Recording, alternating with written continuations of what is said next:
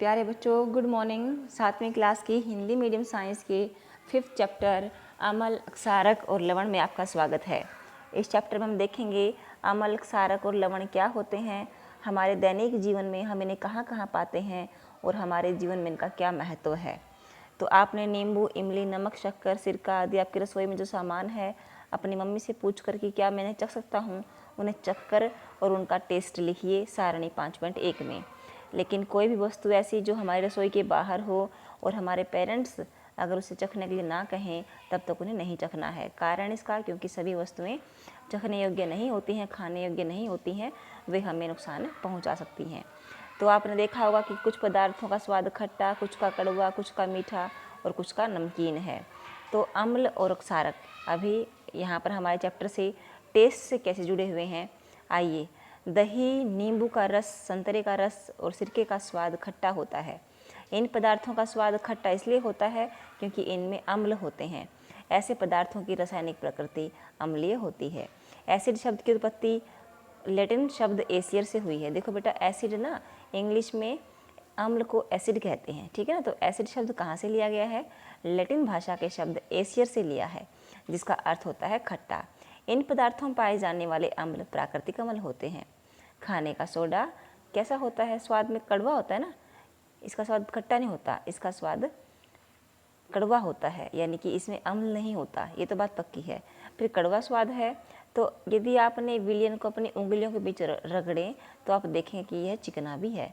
ऐसे पदार्थ जिनका स्वाद कड़वा होता है और टेस्ट में और छूने पर वो चिकने, साबुन जैसे चिकने लगते हैं, वे क्षारक कहलाते हैं।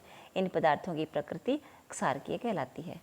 यदि हम किसी पदार्थ को चख नहीं सकते हैं तो हमें उसकी प्रकृति कैसे ज्ञात होगी?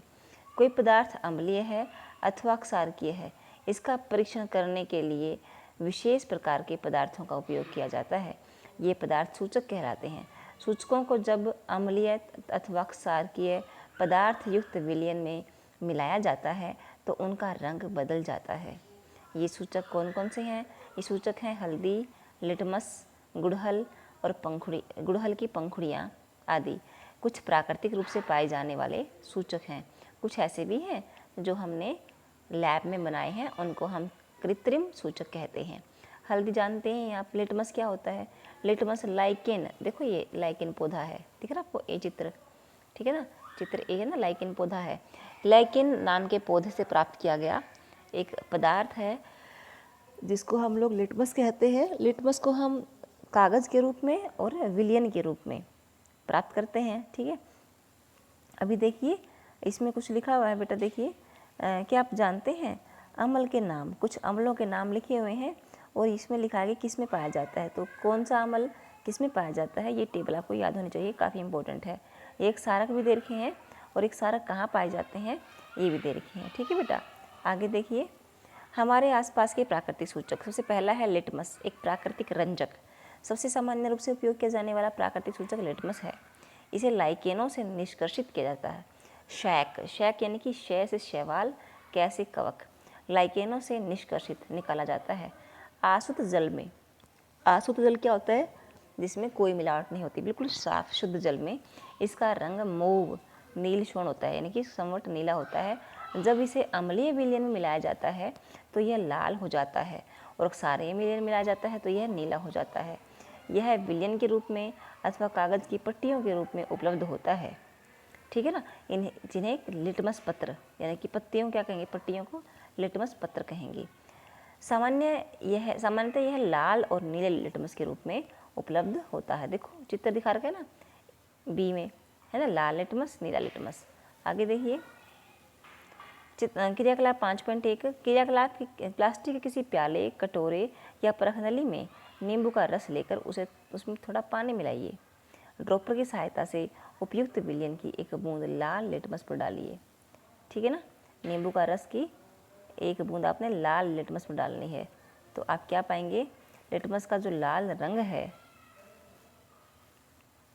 उसमें कोई परिवर्तन नहीं होगा क्योंकि ये अम्ल है बेटा, और अम्ल लाल लिटमस को प्रभावित नहीं करते। फिर क्या करना है? आपने नीला लिटमस लेना है। नीले लिटमस के ऊपर भी आपने एक बूंद नींबू के रस की डालनी है पानी मिला करके, ठीक है ना। तो इसमें क्या होगा?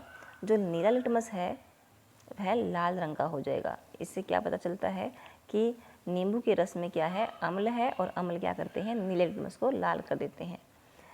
नलके का पानी, अपमार्जक, साबुन का घोल, वातित पेय। वातित पेय क्या होते हैं, ये जो हमारे कोल्ड ड्रिंक्स है ना, इनको बोलते हैं वातित पेय। साबुन का विलयन, जानते हैं शैम्पू। सामान्य नमक का विलयन, शक्कर का विलयन, सिरका, बेकिंग सोडे का विलयन, दूधिया मैग्नीशियम, धावन सोडे का विलयन तथा चूने का पानी यदि संभव हो तो विलयन आसुत जल में मिलाएं और उसके बाद उसका फिर से लाल और नीले लिटमस के साथ उनका टेस्ट करें, एक्सपेरिमेंट करके देखें और फिर आप चेक करें कि किसने कौन सा रंग दिया है। ठीक है ना। लाल, अगर लाल को नीले में बदल दिया किसी ने तो इसका मतलब वो क्या है, क्षारक है। और यदि किसी ने नीले लिटमस को लाल लिटमस में बदल दिया है तो इसका मतलब क्या है, वो अम्लीय है। ठीक है ना। इसके आगे का सारणी 5 मिनट 2 के आगे का हम कल पढ़ेंगे। इसी के साथ बेटा थैंक यू।